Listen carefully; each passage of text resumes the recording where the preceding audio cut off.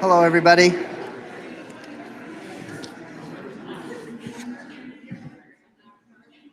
Okay, hello, everyone. Just want to welcome everybody here today. So it's really great to see everybody here. We have we are broadcasting this out online. So we wanted to give everybody within our community the opportunity to come and see this presentation and provide us with feedback.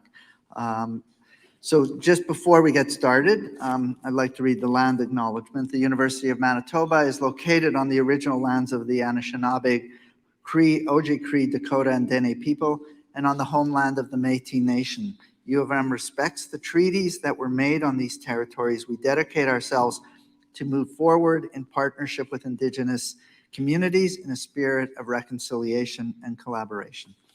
I'm Michael Benarroch. I'm President and Vice-Chancellor of the U of M, and I'm joined today by our Chief Financial Officer and Controller, Mike Emslie.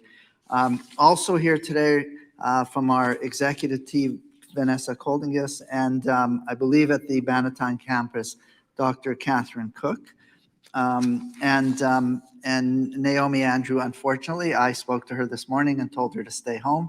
She is still coughing, and I said it would be better if you watched this from home. So she is at home today. I'm really pleased to be holding this, my first budget town hall since I was appointed president at the University of Manitoba. Just to let you know, I had lots of plans when I first was signed on for this job about all the things I was going to do in person. That was before I even knew the word COVID. And then, of course, COVID hit, and we spent 2 years virtually. But it's great to be able to host this engagement and to have this opportunity. And I'm grateful that we're able to come together as a community. Just to let you know that I hosted similar events. I've done these as dean when I was here at the Asper School, but also at my previous university, and also when I was provost and vice-chancellor at Toronto Metropolitan University.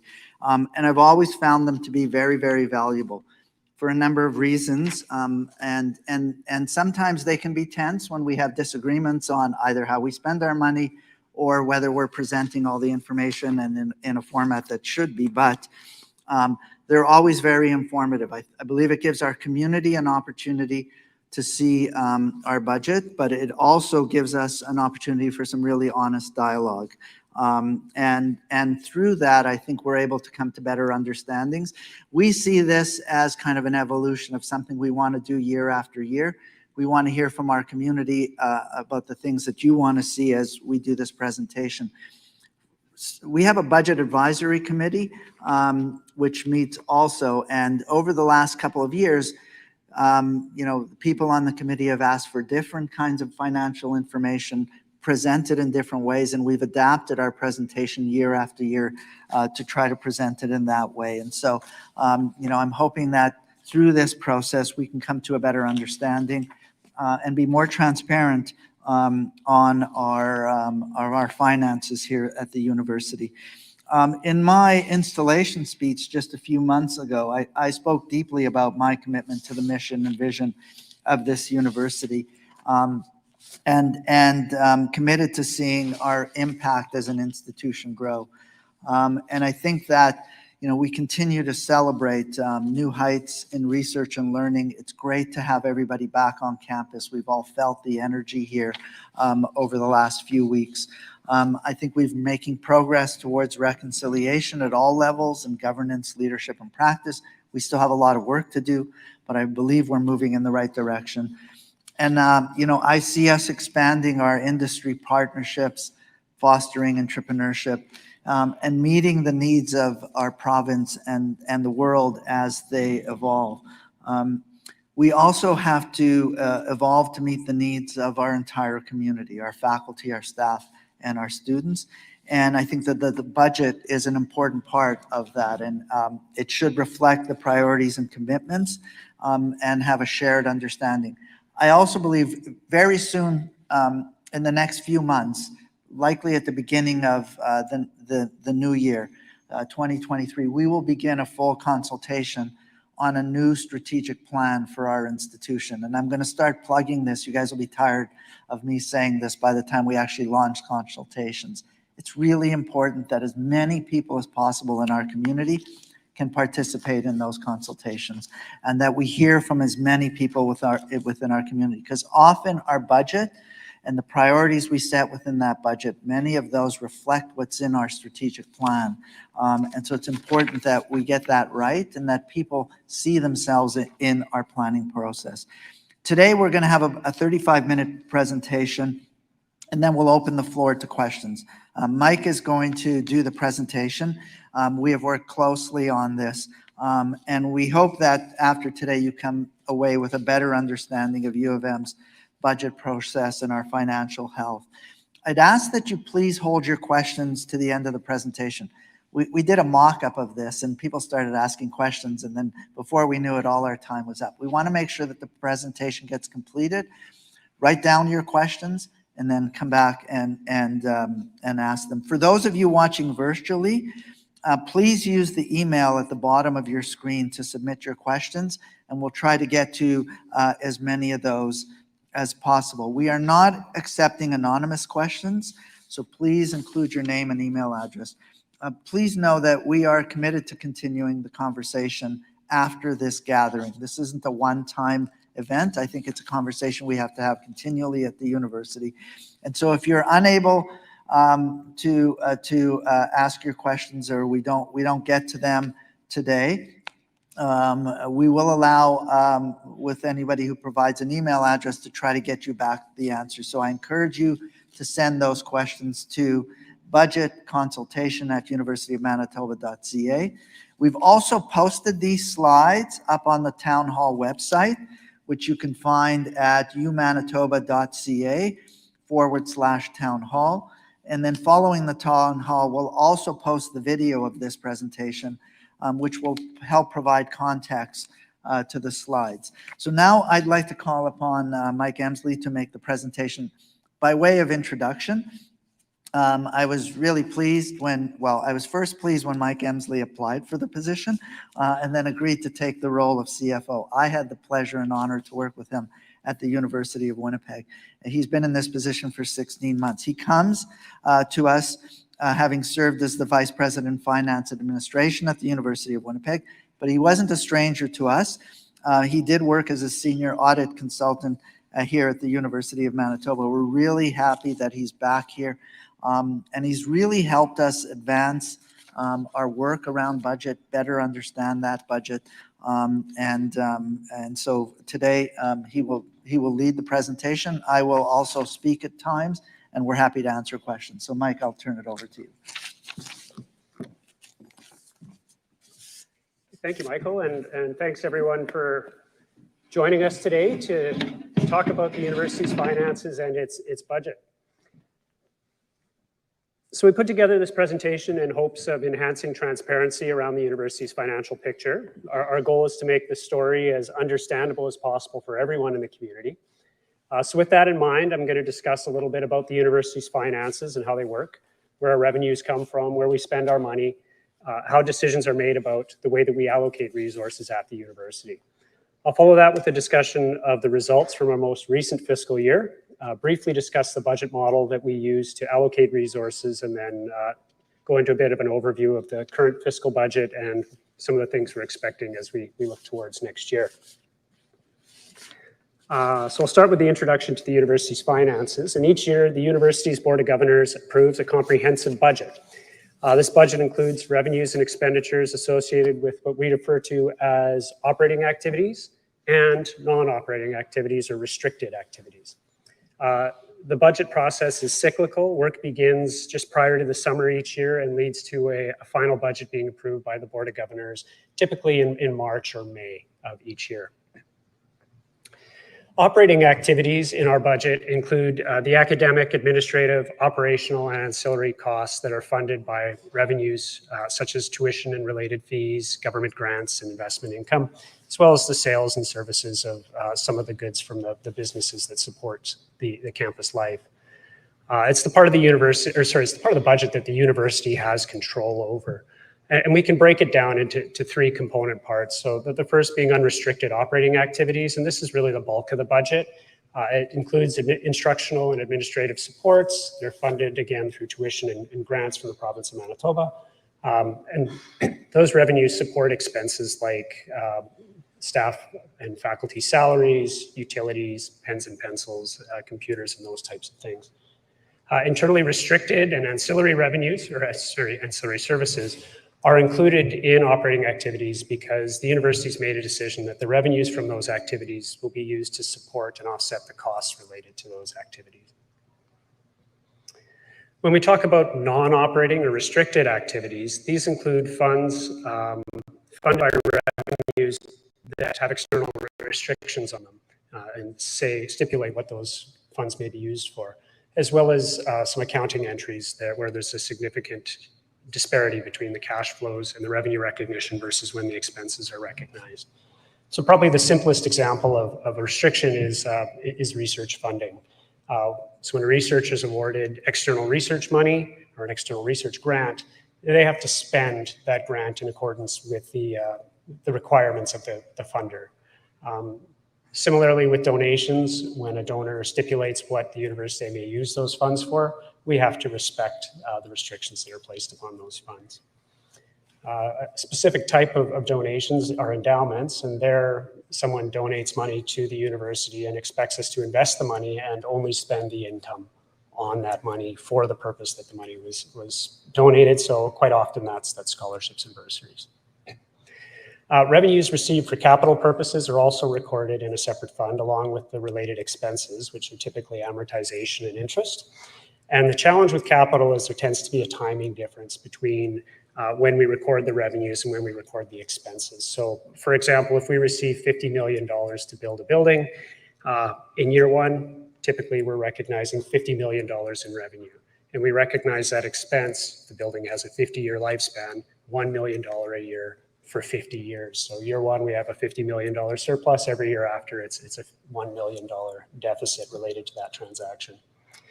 Because we have little control over the receipt and expenditure of non-operating funds, it's difficult to project the impact these funds will have on the university's financial position from year to year. The accounting standards that the university that we're required to use make it difficult to distinguish between operating and non-operating funds on our financial statements. But we do track them separately on our books, and we budget them separately, and we provide more information on them in the analysis and discussion that precedes our financial statements in our annual report. And the focus of today's presentation is primarily on the operating budget or on the operating funds. So this slide provides an overview of the comprehensive revenue that the university had in our year ended March 31st, 2022. You can see that the blue section is the operating section, and that represents 70% of our revenue. And if you look at that outer ring, you'll see that the province has a lot of control over the university's operating revenues. So first, the operating grant we received from the province is our largest source of operating revenue, making up about 50%. Currently, the grant's not tied to enrollments, it's not tied to outcomes, it's simply last year's grant plus or minus some percentage as determined by the government. Occasionally, the government will provide an increase to support the expansion of a specific program, as they did in nursing last year. And there has been some discussion publicly by the government of changing the way that grants are allocated, tying them more closely to outcomes, but that change hasn't yet been implemented.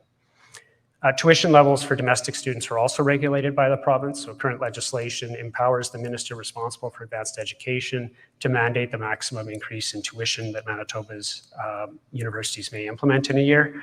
And tuition revenue contributes about 33% of our operating revenue. The government undertook a consultation on how to regulate tuition fees over the last year or so, and we're still waiting for the outcome of that review.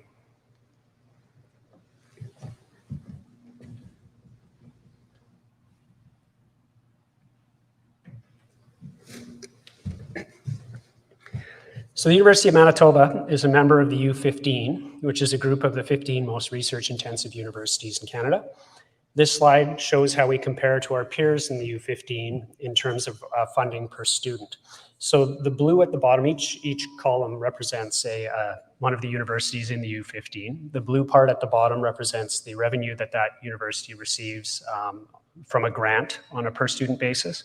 The orange in the middle shows the revenue they receive from tuition and fees on a per student basis, and the yellow at the top is other sources of income. Again, this is all operating.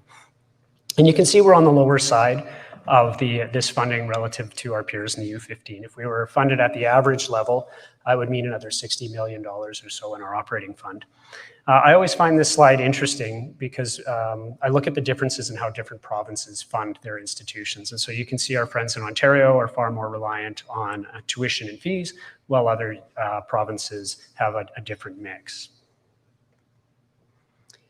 So this slide helps explain why our revenues are lower than many of our peers, and it's maybe a little complicated, so I'll try and go through it. It shows the increase in government funding and tuition revenue for Manitoba relative to the other 9 provinces over the last 20 years.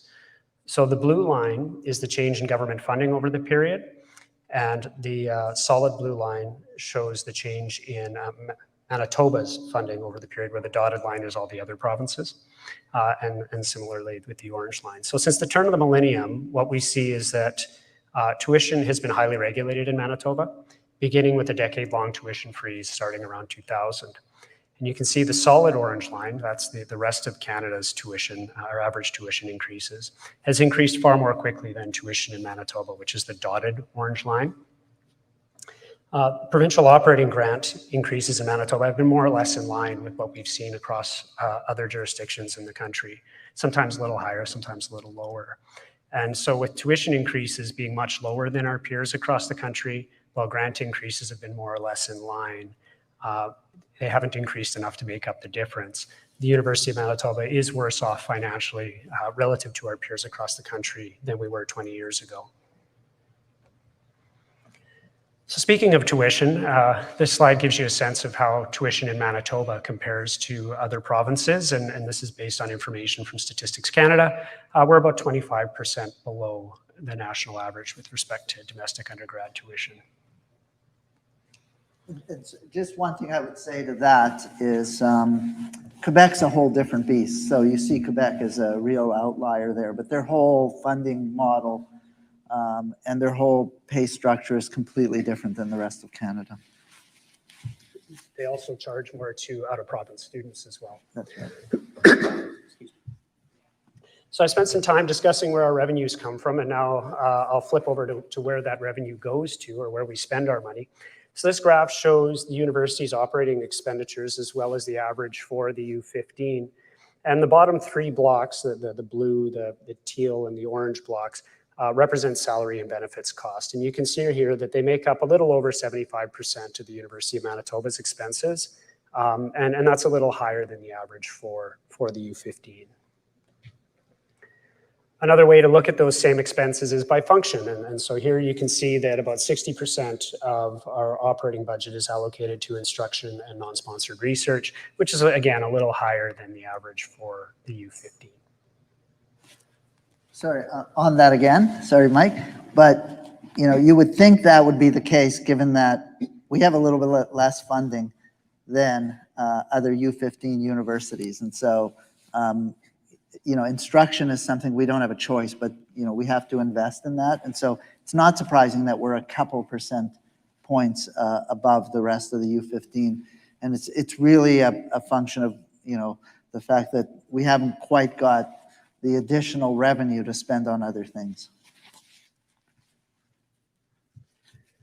So that was an overview of kind of how the money flows at the university. And so now we'll flip over into talking about the financial results for the last year. But a couple of things that I think are key points to take away, which is that the majority of the university's operating revenues come from government or are regulated by government. And that about 75 to 80% of the university's operating costs are related to salaries and benefits. So the university's most recent fiscal year ended on March 31st of 2022. And in that year, the university recorded total revenues of $696 million and total expenses of $893 million, leading to a net surplus of $76 million before endowed donations. 70 million of that surplus related to operating activities, 6 million related to non-operating activities or restricted activities. And you can see from the size of the U of M, or this slide, which shows the surpluses as a percentage of revenue for universities across Canada in 2021, that this size of a surplus is not unusual in the Canadian context. The University of Manitoba budgets to break even each year from operating activities. So the $70 million operating surplus is driven by deviations from that budget, and we can break that down by the areas where that deviation occurred. So in 21-22, tuition revenue exceeded the budget for tuition that year by about $10.5 million, and that related to international student enrollment being higher than we had budgeted for the year. Ancillary revenues were under budget due to lower traffic on campus, reduced food services revenues, parking, and residence fees. And operating expenses were also lower than budget. There were a number of unfilled positions, some savings related to a labor disruption, reduced expenditures on travel, office supplies, and other items due to the pandemic and not being on campus, and some unused contingencies. So the operating surplus can be broken out by which faculty or unit or deviated from budget. So 40 million, which is the dark blue section, relates to faculties and central units underspending their budgets. 18 million, that's the green section, relates to unspent contingencies and other savings. And the orange section, 10 million, related to that difference in tuition that I spoke about. The deficits in ancillary services, which look a little funny on a pie chart, but they're more or less offset by other savings in the budget, which is shown in yellow. So this chart is based on the same information as the last chart. It's just shown a little differently and gives us multi-year information. So the chart before the pie chart was 1 year. This shows you each year is a separate column. And the light gray portion at the top of the column represents the non-operating surplus in each year. And you can see it fluctuates from year to year. Again, the result of revenue being recognized in 1 year with the expenditures following in subsequent years and the lumpiness of the timing of that. The dark blue portion indicates where faculties and other central units spent less than they budgeted to spend in that year. You can see the orange section of the bars that relates to tuition, and that the last 2 years were a bit unusual with respect to tuition differing from budget.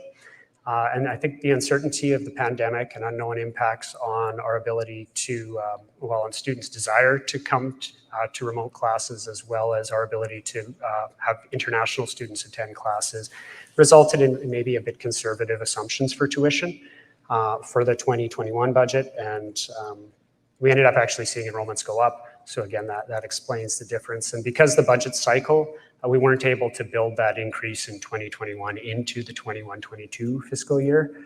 We have built it into the 22-23, the current fiscal year. Sorry, Mike. But what that means is we've built into it.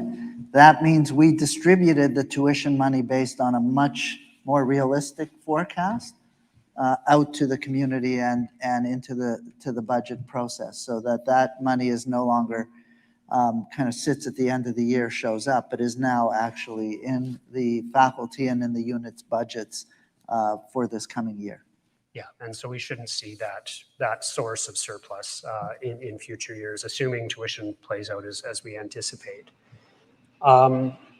Within the budget, we build in reserves to account for, we were building reserves which include contingencies for unexpected changes in enrollments, pension costs, utilities, and other variables. That's the green section of the bar. These are prudent financial measures, and we've not had to access these reserves in the past couple of years, so they contribute to the surplus at year end. Again, we've reduced the amount of these reserves that we built into the budget for 22-23, trying to ensure that more of these resources are allocated out specifically to our academic units and to central units to be spent in year. At the university, we have a decentralized budget, and later in the presentation, I'll describe how we allocate and manage our budgets, but each faculty, school, or central unit's responsible to manage within their approved budget. The dark blue section, which is usually the largest block, shows that in each of the past 4 years, faculty and units have cumulatively underspent their budgets. And there's many reasons which can contribute to this. Unexpected staff and faculty vacancies, delays in hiring, and in the past 2 years of the pandemic, we experienced reduced travel, less conferences, office and other supplies, all of which contributed to those surpluses. Currently, any surplus earned in a faculty or central unit is carried forward and maintained by that faculty and unit to be spent on future priorities. So the last couple of slides showed the difference between revenues and expenses in a current year or in a given year. This slide shows the cumulative balance that are held by faculties, units, and centrally for university-wide initiatives. So if those are what happened within a year, this is kind of what's retained on the balance sheet. And at the end of the fiscal year, the surplus is allocated for future use depending on where it was derived. When faculties and other units underspend their budgets, the surplus stays with them through carryover or through allocation to provisions that are used for future expenses.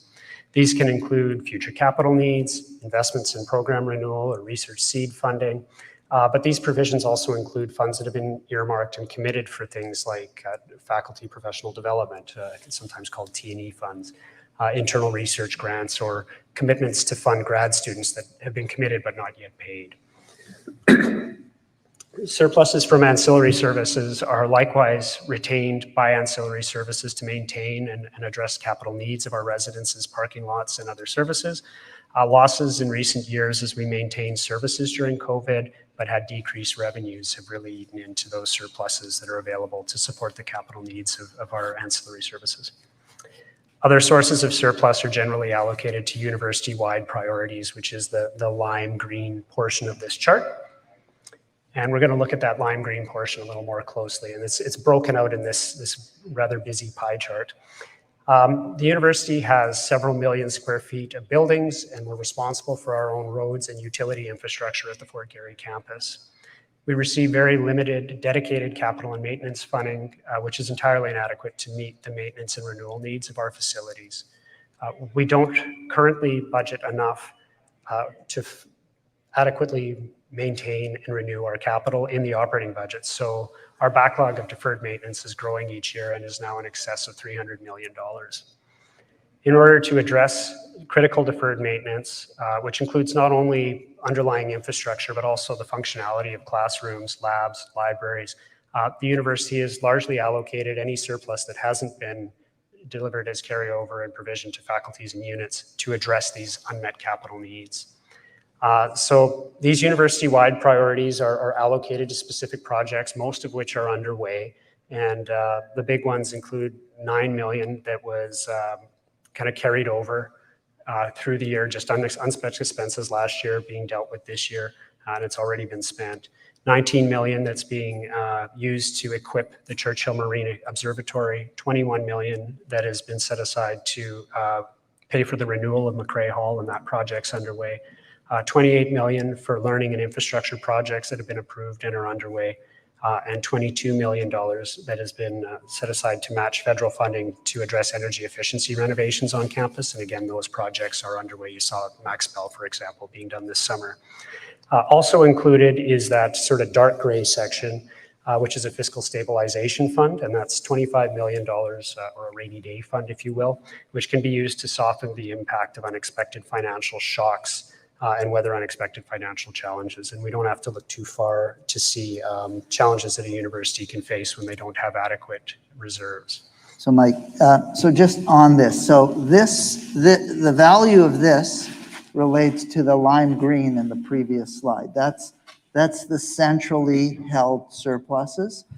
And we don't have a separate line in our budget, say $25 million for capital, that we allocate on the expense side, and then we would drive revenue to it. The way we budget here is we only do capital, for the most part, when we have the revenue. And so the only way we can get revenue is to save it through our budget process. And so while that lime green was the accumulated part of it, this is what it's all been allocated to. And really the fiscal stabilization fund is an amount that we feel we have to hold in case something happens, that we have a significant decrease in revenue and we need to be able to handle that at any particular time. Or the way with COVID and coming out, costs of projects that we've committed to may go up in the future. We want to make sure that we have the revenue in place.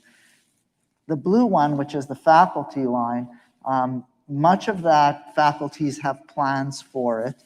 We know what's happening centrally here, but the blue part, it is sitting in the faculties and other units in the university.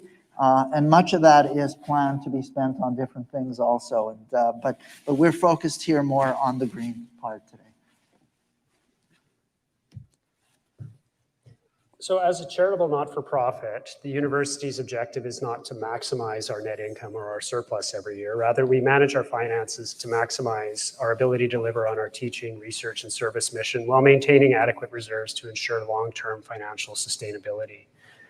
Due to the number of moving parts in our financial statement, it can sometimes be difficult to measure the university's financial health. And this is further complicated by the fact that accounting standards used by universities across various jurisdictions differ. And in order to address that challenge, several ratios were developed by a group of accountants from the international accounting firm KPMG to measure the financial health of universities. And so if you're interested, there's a full discussion on in the university's annual financial report. And we've included a link to that on this slide. The 4 ratios listed combine to provide a comprehensive score of the university's financial health, which they call the Composite Financial Index. That score is measured on a scale from -4 to +10. And they say that +3 is the kind of threshold amount by which a university has reasonable financial health. And you can see the University of Manitoba here at 5. It would be reasonable to say we have reasonable financial health. So flipping over to our budget model, I thought I'd start with what is a budget. And a budget is a plan that makes certain assumptions about the future. Inevitably, the future varies from our plans because predicting the future is hard. But our budget serves 2 primary purposes. The first is it intends to serve as an estimate of income and expenditures that the university will incur over a fiscal year. As a large decentralized organization, it's fair to say the university's budget is actually made up of hundreds more granular budgets, departments, faculties, and the like. This, in combination with the need to include non-operating activities, makes it a challenge to predict income and expenditures in a given year. The budget also serves as a resource allocation tool. And our budget model allocates resources to units based on a formula, linked in part to their activity level, like enrollment and research expenditures. This allows areas across the university to plan their operations into the future. Budget models are frameworks that dictate how resources are allocated within an institution. And we adopted our current budget model in 2018-19. And the goal of the model is to allocate resources in a manner that are transparent, that support the university's strategic plan, as well as the plans of the various faculty, schools, and other units. So we're in the 5th year of using the current budget model, and it's an appropriate time to undergo a review of that model. And so we are getting that started in the coming months, and it will involve engaging in consultations with faculties and other units to get feedback on how the model is working currently, and to develop some recommendations to improve things as we move forward. So speaking of the budget model, this is a graphical representation of our budget model, and in the budget office we like to refer to it as the smiley face. And budgeting is always happy, so why not? As I mentioned earlier, our operating revenues comprised mainly of the provincial grant and tuition, and they're shown in the thought bubbles on the upper left corner of the graphic. The underlying principle of our budget model is that revenues and expenditures are allocated to the faculties and schools performing teaching and research. Our best estimate of these revenue sources are allocated out to the academic units based on certain drivers that are linked to enrollments and research expenditures. Each unit receives their proportionate share of that revenue.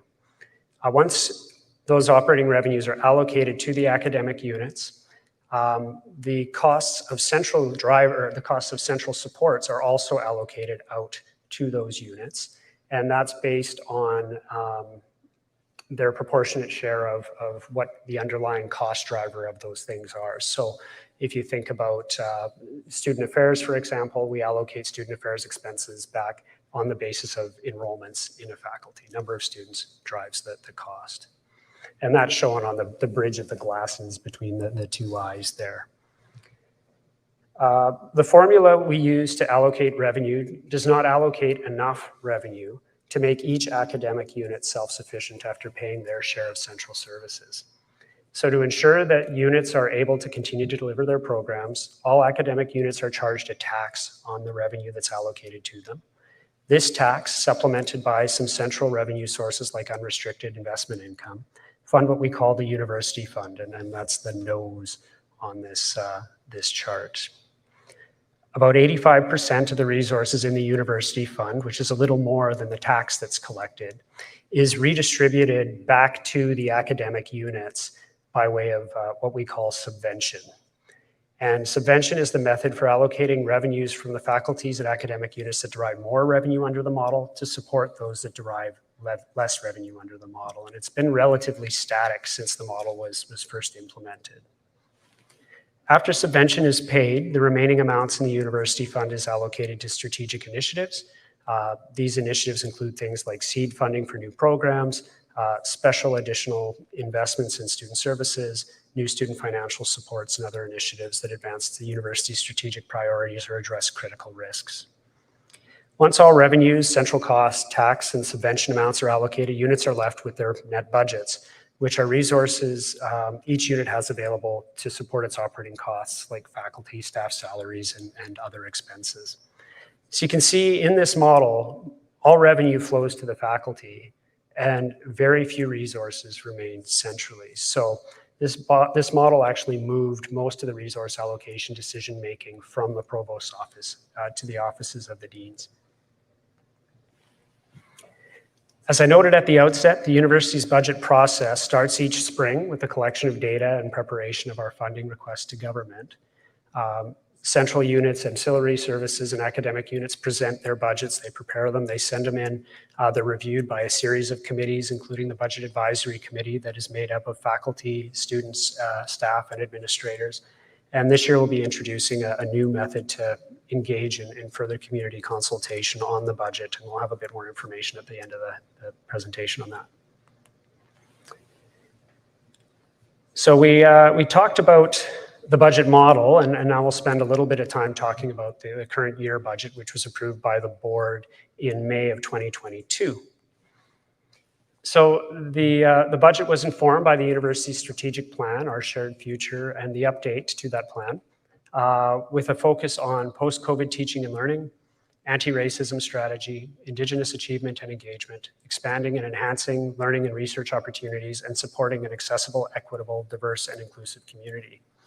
Some highlights and investments in the budget include accommodating increased salary costs resulting from recently settled collective agreements, resource allocated to improve accessibility on campus, supports for an overall EDI strategy, strengthening the resources in our VP Indigenous portfolio. Faculties and units have been investing in advancing in Indigenous engagement and achievement. Investments were made in additional resources to support compliance with regulations in the research office. We allocated additional funding to support internal matching grants for external research grants. And this is partially offsetting recent cuts to matching grants available through Research Manitoba. We made investments in supports for students, including student advisors, mental health supports, and increased experiential learning opportunities. And we know it's important as tuition increases to ensure that we're also bolstering financial supports to students. And we've continued to invest in additional financial supports for students in need. This year, new supports were introduced for grad students as well as for students that may be impacted by extraordinary events, so things like the invasion of Ukraine. Budget investments were also made to support a post-COVID return to campus, which included IT infrastructure, remote work pilots, and other costs. And finally, the government supported the expansion of the nursing program. And so one of the things that, I mean, we've all seen the cuts that we receive from government in our grant, but there were a number of other cuts that took place. There was a $2 million cut to graduate student support, which took place early in this government's mandate, or maybe the previous government. And there was a $5 million cut to Research Manitoba. Just to put that in context, we receive about 90% of the Research Manitoba funding, and a lot of that is used to do matching funding with federal grants. And so when, there's a number of federal grants. So we've had to find that money, again, within our budget. And so on an annual basis, that's a little bit of what we use our surplus for, is to make sure that we're able to make up some of that gap.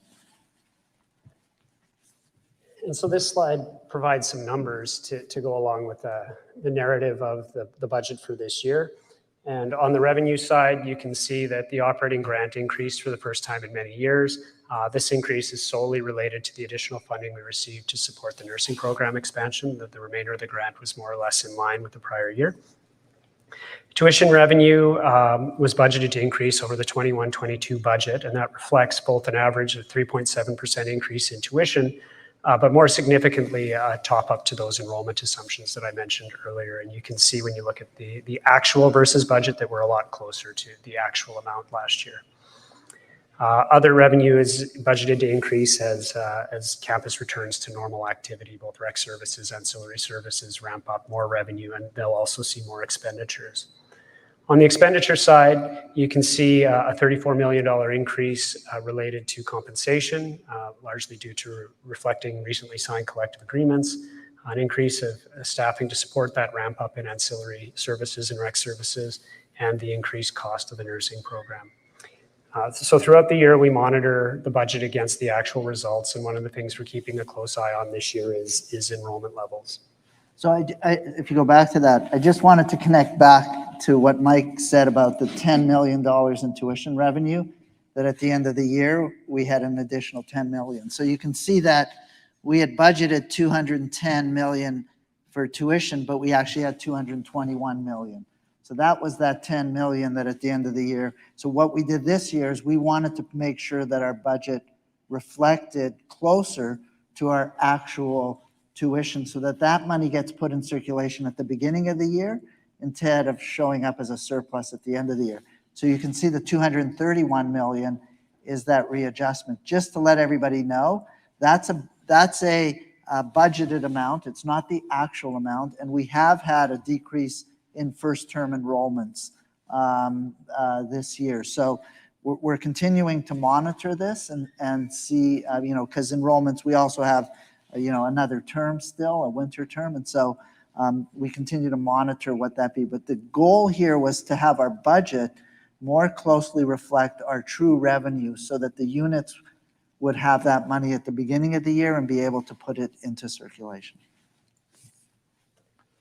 So we're at the last topic of the presentation. We talked about the current year budget. We're going to flip over now to the future year budget, which we're into our planning component here. So over the last several years, the university's experienced low inflation, slow to no growth in salaries, and increases in international student enrollments, which have meant that revenues and expenditures grew more or less in line with each other.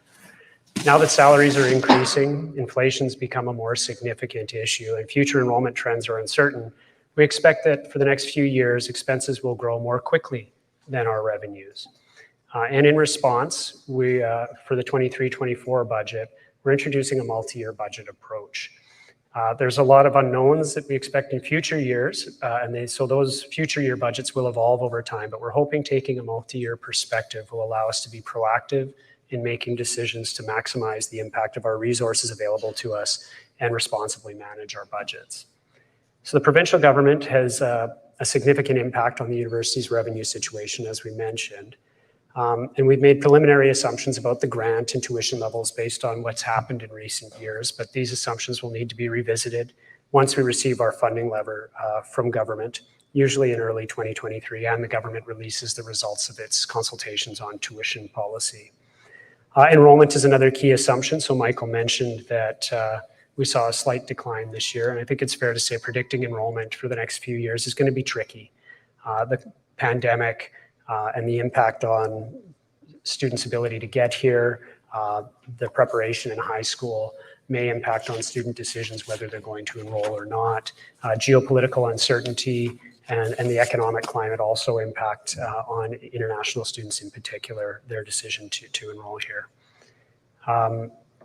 So if we see enrollments decline this year, we may need to revisit our assumptions for future years. Other considerations in budget planning are the impact of wage increases that we're aware of from collective agreement settlements. And so those costs will need to be accommodated within existing resources. Higher inflation levels are expected to impact the cost of supplies and services. That's going to further apply pressure to our budget, and there continues to be increased demand for student services across campus, as well as increased volumes for central support units like the library, information technology, HR, finance, and the research office.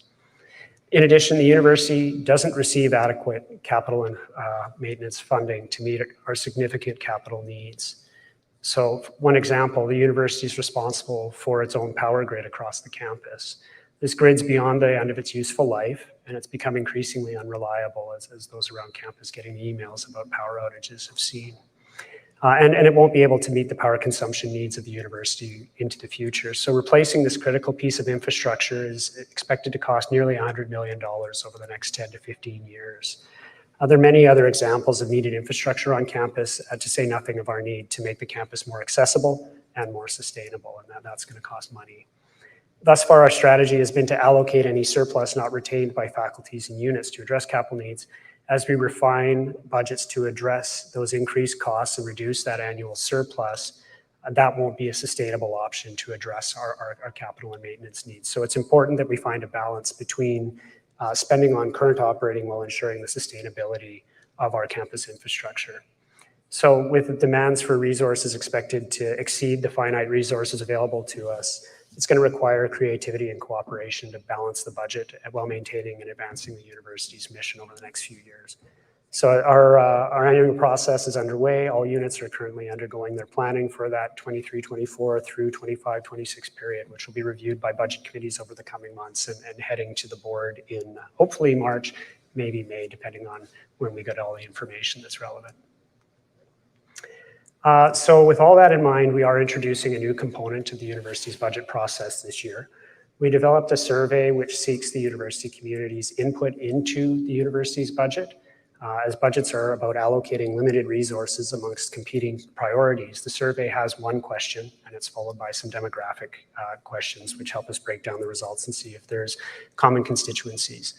The one question will ask you to rank your top budget priorities from a list of potential priorities. And we hope that this process provides valuable insight into our community's budget priorities, and we encourage everyone to participate. So that's all I have. Thank you, Mike. So we're now going to take questions. We've got maybe 25 minutes. We thought we would first take questions from people here in the room today. There's a mic that will be passed around. And also invite people to submit questions through email online. We'll try to get to as many as possible. So if anybody has a question or comment and want to start, there's some mics and people will come around to you and offer the mic for a question. And just raise your hand.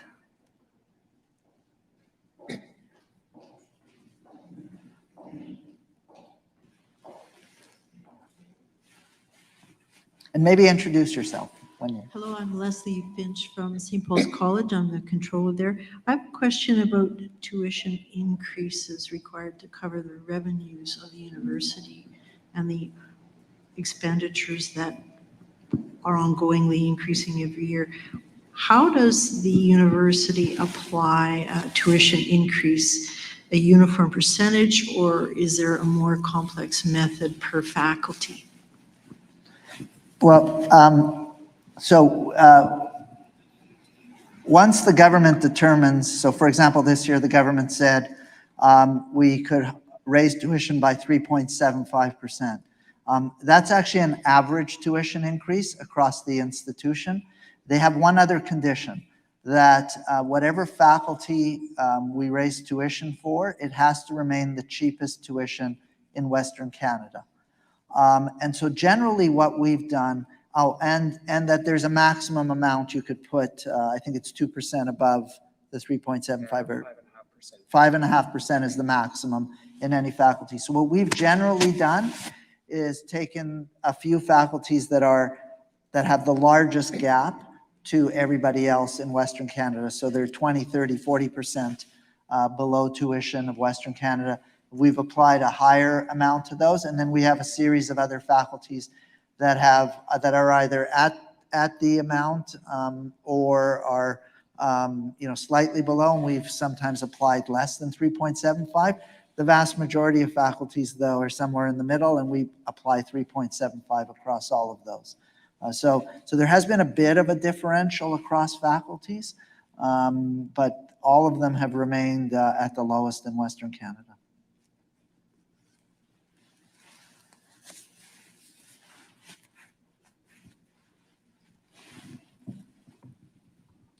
Thank you. Thank you for the presentation. My name is Greg Mason. I'm from the Department of Economics. I've been teaching here for over 40 years, and I would just like to give you an example of how my class has changed. I have a fourth-year class of 36 students, 30 of which are international students and probably 20 from mainland China. That's probably at the extreme end, but could you comment on the role I saw in the budget there of ICM and the recruitment of international students and the tuition fee setting, and what proportion of the tuition fee is comprised by fees charged to international students, which are considerably higher than domestic students? I see that as kind of a strategic issue for the university. Yeah, so I can try and answer that. Off the top of my head, our enrollments are a little over 20% are international students, and they represent a little over 40% of our overall tuition revenue. And Greg, the representation within your class would not be representative of the international student body. One of the things we've asked ICM to do for in the recruiting is to diversify students from across the world, so that we face less risk of one country deciding that they're not, that we have an issue with. And we saw that with Saudi Arabia when they pulled back. So we have asked that. When you look at those tuition numbers, by the way, across different institutions in Ontario and across the U15, we still have the lowest tuition for international students across the U15. Just to give you an extreme, at the one end is University of Toronto, which for a Faculty of Arts undergraduate is $50,000 now. And in fact, U of T now earns more revenue from international students than they do from domestic students.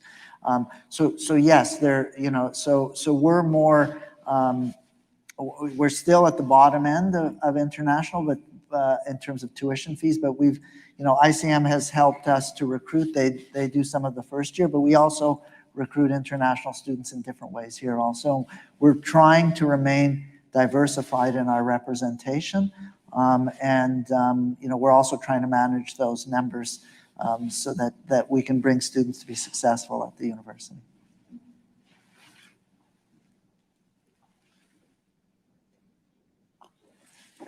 Anyone else? Any online questions come through?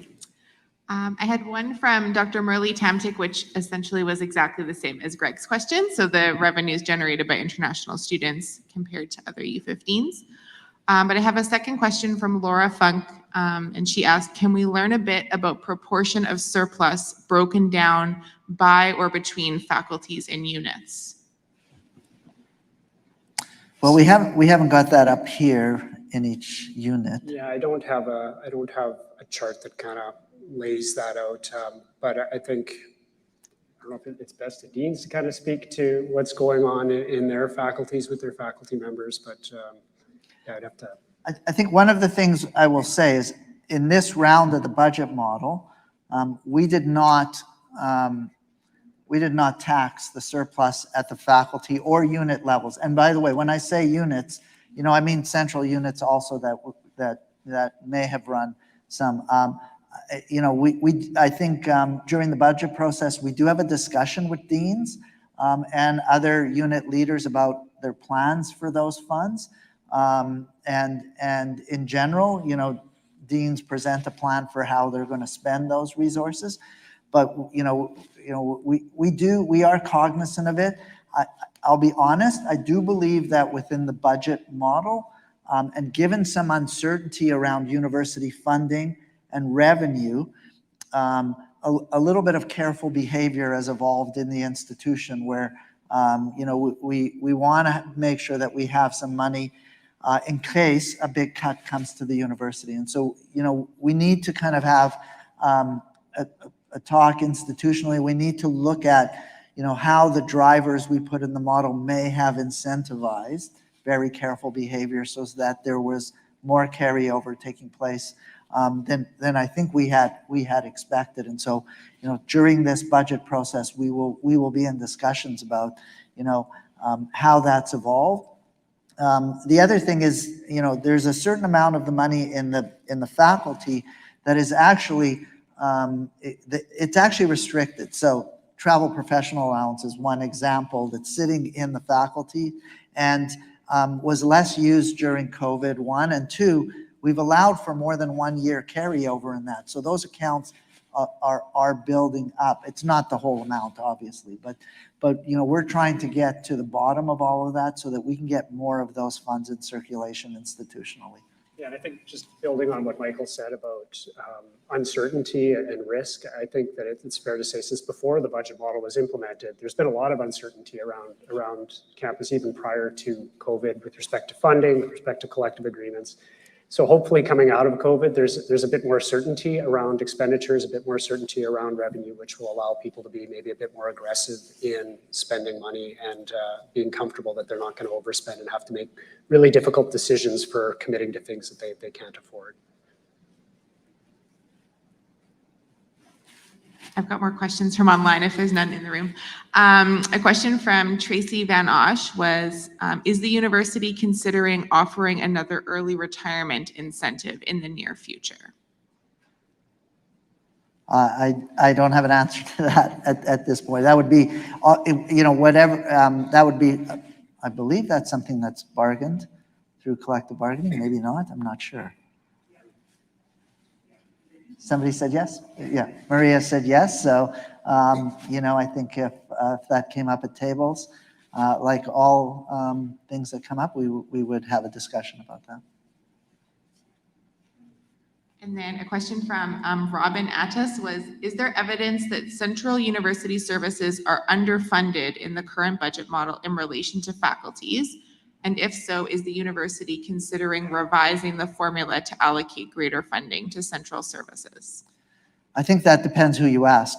If you ask the faculties, they tell you not, right? So I think we're always looking at ways to make sure that we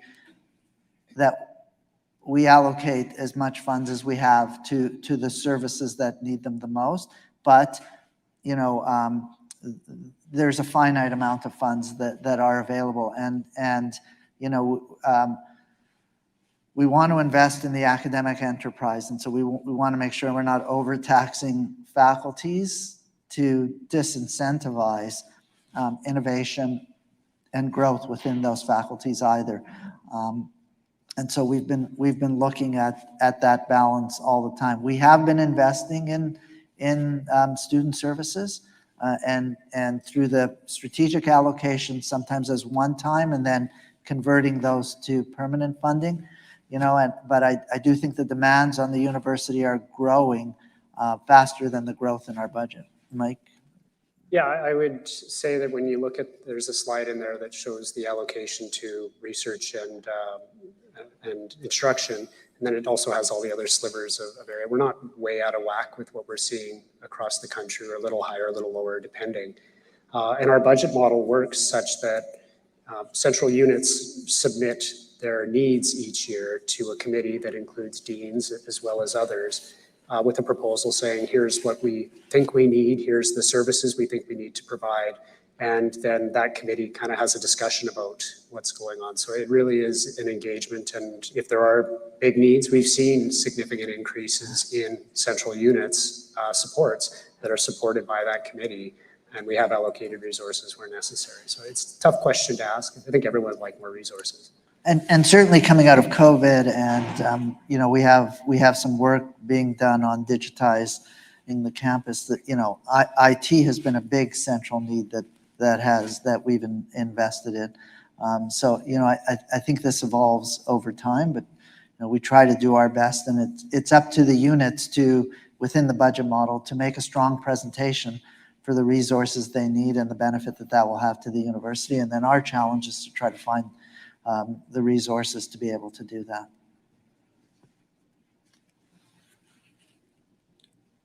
All right, got one more from Robin. She says, I'd also be eager to know more specifics around the stated budget priorities of EDI, accessibility, and Indigenous initiatives. Are there current ideas about how these areas will be supported, or is that something you're hoping to get feedback on through the budget survey? So we have, around all of those, we have put money in this year's budget. As you all know, we've grown the office of the VP Indigenous over time, and we've allocated permanent funding to that. And then as a strategic priority, we've been investing year after year in our reconciliation and indigenization efforts. And we're always looking to try and expand and allocate resources. EDI and the anti-racism strategy, we've put some money into it in this round of budgeting, but it is a strategic priority for the university. And as those two initiatives grow and start to do more activity within the university, we'll respond in the appropriate way for those initiatives also. That was it for the online questions. Thank you. Okay. Others? Did we do that good a job? Okay. Anyone else online? Okay. Well, I don't want to keep people longer than I have to, but I want to thank Mike for working on that. I hope that was clear and starts a conversation here within our university. We're happy, as we said on the web page, there'll be opportunities to ask questions if you have others, and maybe we're a little shy and didn't want to ask it, didn't think it was a good question, but you will have opportunities. We are committed to transparency on campus, and we're committed to engaging with our community. And so we want to hear when we do that well, but we also want to hear when the community feels we haven't done that well, so that we can continue to improve and to provide the community with the information that you want. So please send us feedback to the budget consultation at universityofmanitoba.ca. I want to thank everybody for taking the time and coming out today, and continued dialogue. Also, when the survey does come out on the university priorities that you want to see in the budget, we tried to keep it simple and short, so it won't take a lot of your time. Please go to the survey, rank your priorities there, so that we can receive that feedback and incorporate it into our budget process. And we'll continue to keep the community up to date and informed as different budget matters evolve. And of course, as always, we keep the Senate informed and we keep our board informed. So thanks, everybody. I want to thank Mike again and his team for all their work. And we'll see you soon. Take care.